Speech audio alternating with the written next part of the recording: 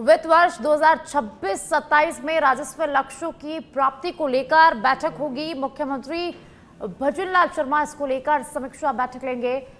विभागों की ओर से प्रस्तुत कार्य योजना पर कार्य किया जा रहा है और पूर्व बैठकों में दिए निर्देशों की पालना की आज समीक्षा की जाएगी। प्रमुख राजस्व अर्चक विभागों के प्रशासनिक सचिव और विभागाध्यक्ष यहां पर मौजूद रहेंगे। बैठक में मुख्य सचिव वी श्रीनिवास भी शामिल होंगे। तो खान एवं पेट्रोलियम, यूडीएच, वित्त विभाग, राजस्व एवं उपनिवेशन, परिवहन विभाग, श्रम विभाग, वाणिज्य कर विभाग, आबकारी विभाग, पंजीयन एवं मुद्रांक विभाग के अधिकारी भी इस बैठक में आज मौजूद रहेंगे। तो मुख्यमंत्री भजनलाल शर्मा आज महत्वपूर्ण बैठक लेंगे। महत्वपूर्ण समीक्षा बैठक होगी। वित्त वर्ष 2026-27 में राजस्व लक्ष्यों की प्राप्ति को लेकर ये बैठक आज होने वाली है। तो मुख्य सचिव वी श्रीनिवास इस बैठक में मौजूद रहेंगे। इसी के साथ तमाम अधिकारी इस बैठक में शामिल होंगे।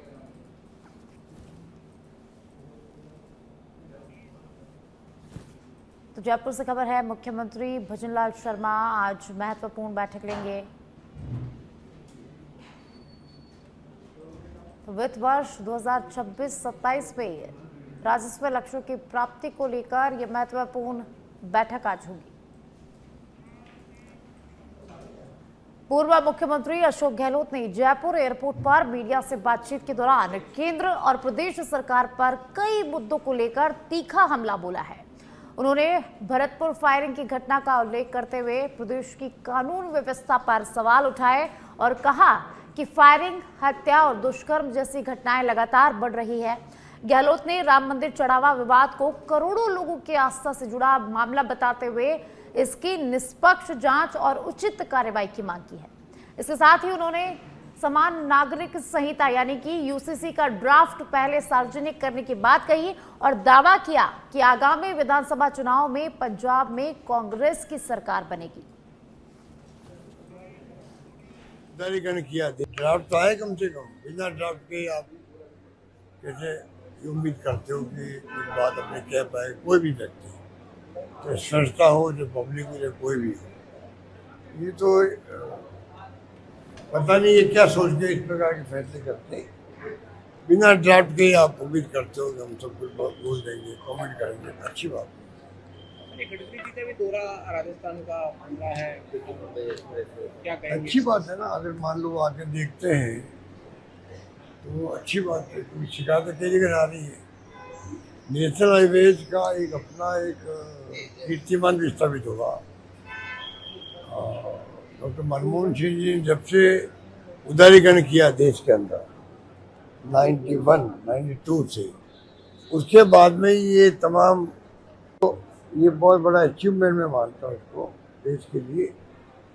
परंतु अब उसमें आजकल तो सैटेलाइट से भी हम सुनते हैं कि थोड़ा असेसमेंट करके सड़कें बन रही हैं, रोड बन रही है। तो जिस प्रकार से आधुनिक तकनीकी के आने के बाद में उसी रूप में डेवलपमेंट हो रहा है, अच्छी क्वालिटी के रोड बने और एक्सीडेंट जितने हो रहे हैं, एक्सीडेंट की नौबत नहीं आए, ये सब त्रुटियाँ नहीं रहे, ये तमाम प्रयास होने चाहिए। और अगर गडकरी जाए तो मैं समझता हूँ वही देखना है तो अच्छी बात है। भरतपुर में फायरिंग में इसकी मौत हुई है। ये तो फायरिंग तो कई जगह हो चुकी है, राजस्थान में कहाँ नहीं हो रही है। कहीं फायरिंग हो रही है, कहीं रेप हो रहे हैं, कहीं गुंडागर्दी हो रही है, कहीं मारपीट हो रही है। ऐसी ऐसी घटनाएं हो रही है, कोई कल्पना नहीं कर सकता। और भरतपुर तो इनका पूरा जिला है, पहले भी एक ज्वेलर को मार दिया था, अब फिर ये घटना हो गई, एक आदमी मर चुका है। तो सरकार की नींद कब खुलेगी, ये सोचने की बात। और अब खबर भीलवाड़ा से है। भीलवाड़ा के लसाडिया स्कूल में छात्रों का प्रदर्शन देखने को मिला। शिक्षक हिमराज के तबादले के विरोध में छात्रों का गुस्सा यहां पर फूटा है। तबादला निरस्त करने की मांग पर विद्यार्थी अड़े हुए हैं। तो उच्च अधिकारियों को मौके पर बुलाने की मांग की जा रही है। आदेश वापस नहीं होने तक आंदोलन जारी रखने का भी यहां पर ऐलान किया गया है। तो तबादला निरस्त करने की मांग की गई है। उच्च अधिकारियों को मौके पर बुलाने की मांग छात्र कर रहे हैं। तो भीलवाड़ा के लसाड़िया से खबर है, जहां विद्यालय में छात्रों का गुस्सा फूट पड़ा है। तो एक शिक्षक के तबादले को लेकर छात्र प्रदर्शन कर रहे हैं। तबादला निरस्त करने की यहां पर मांग की जा रही है, उच्च अधिकारियों को बुलाने की मांग की जा रही है और तबादला निरस्त नहीं होने तक विरोध का ऐलान किया है।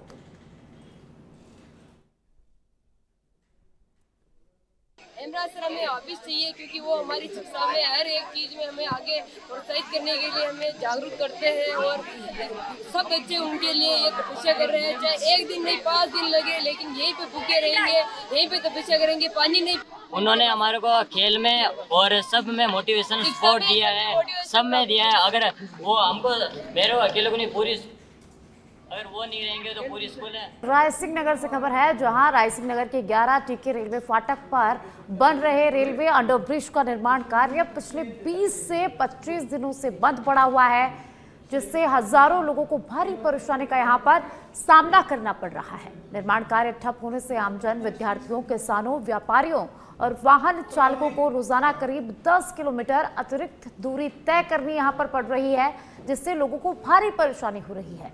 स्थानीय लोगों ने रेलवे विभाग और निर्माण एजेंसी पर लापरवाही का आरोप लगाया है। तो वहीं रेलवे के एईए ने मजदूरों के छुट्टी पर होने के कारण काम बंद होने की यहां पर बात कही है। इधर जय हिंद नेहरू युवा मंडल समिति ने चेतावनी दी है कि यदि जल्द निर्माण कार्य शुरू नहीं हुआ तो रेलवे विभाग के खिलाफ जन आंदोलन किया जाएगा।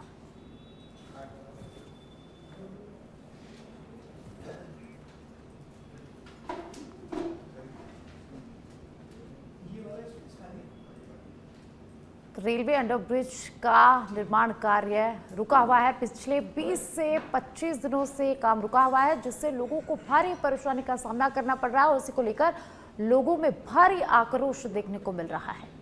तो निर्माण एजेंसी और रेलवे विभाग पर लापरवाही के आरोप यहां पर लगाए गए हैं और जल्द काम शुरू करने की मांग की गई है।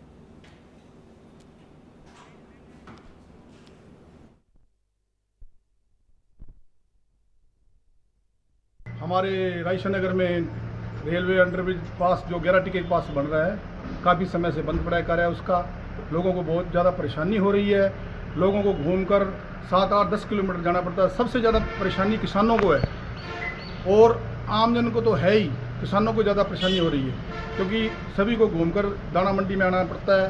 तो बहुत ही तेल का और समय का नुकसान हो रहा है। इसलिए जल्द से जल्द इस रेलवे अंडरपास का जो कार्य है शुरू किया जाए, वरना हम रायसिंह नगर के नागरिक मिलकर 12 जिले के अंता में 57 करोड़ रुपए की लागत से बना नागदा बलदेवपुरा पेयजल प्लांट पिछले 2 दिनों से बंद पड़ा हुआ है, जिससे 42 गांवों और अंता कस्बे में पेयजल संकट गहरा गया है।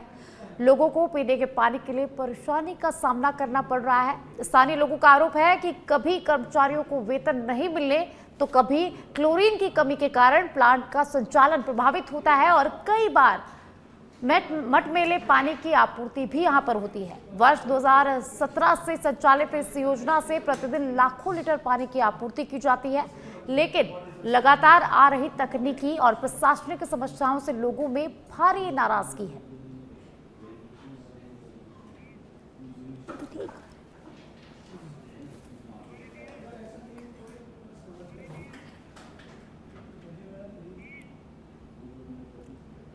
तो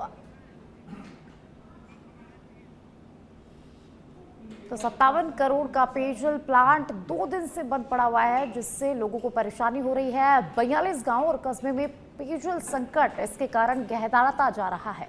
लोगों को पीने के पानी के लिए भटकना पड़ रहा है। मटमेले पानी की आपूर्ति को लेकर भी यहां पर सवाल खड़े हो गए हैं। लोगों में भारी नाराजगी इसको लेकर देखी जा रही है।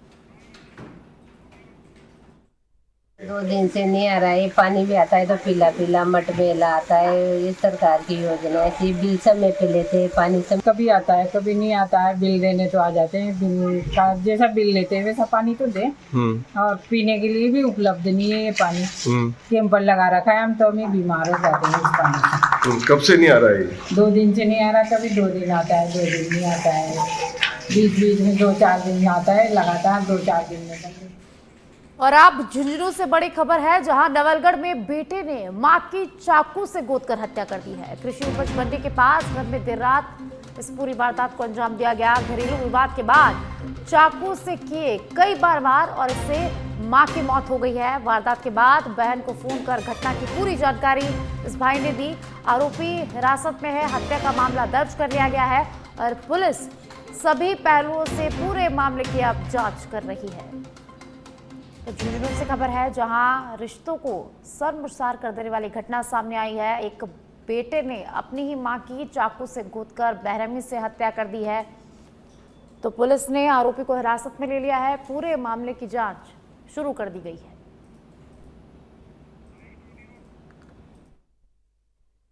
रात को करीब 12 बजे सूचना मिली थी कि कृषि उपज मंडी के सामने किसी बेटे ने वो अपनी मां की चाकू से गोद कर हत्या कर दी।